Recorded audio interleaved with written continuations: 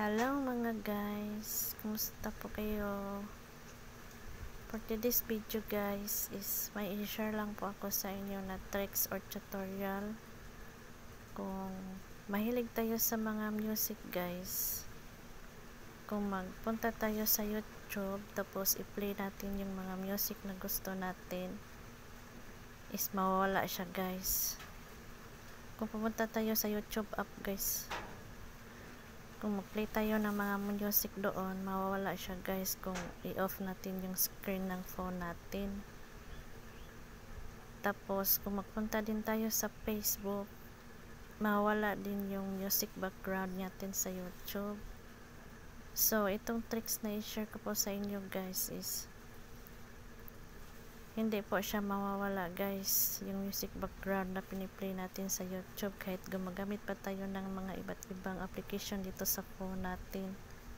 So ang gagamitin natin guys is itong Chrome guys. So dito sa Chrome guys, i-search lang natin dito yung www.youtube.com. Click search.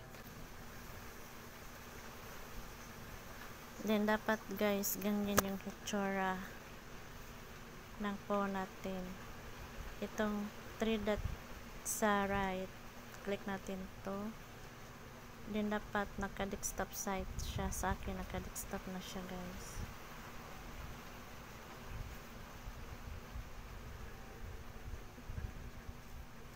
Then dito guys, search natin to. Search natin dito yung music na gusto natin. Example, no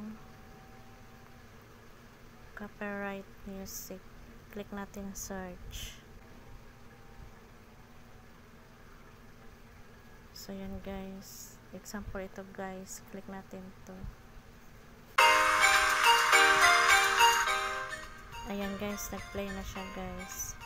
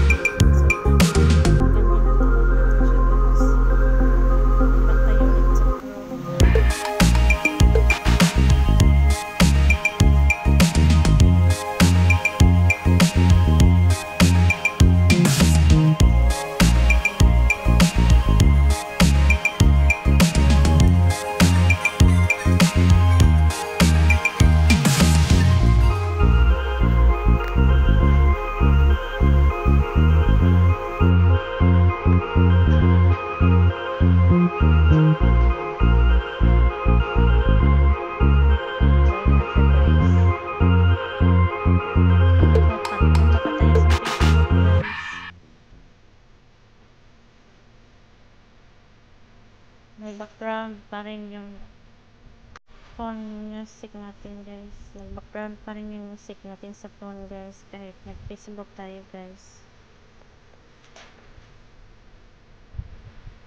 Ayan guys.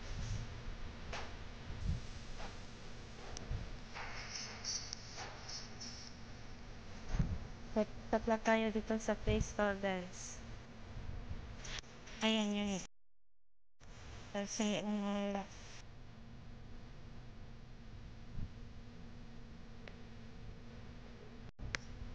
guys, still parang yung music natin sa YouTube, guys. Teka, subukan natin punta dito sa Jamie.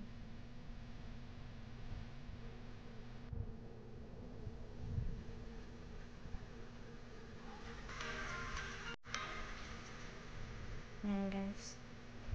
Basta i-slide lang natin dito sa taas, guys. Pag ganyan, guys. Dito lang siya, guys.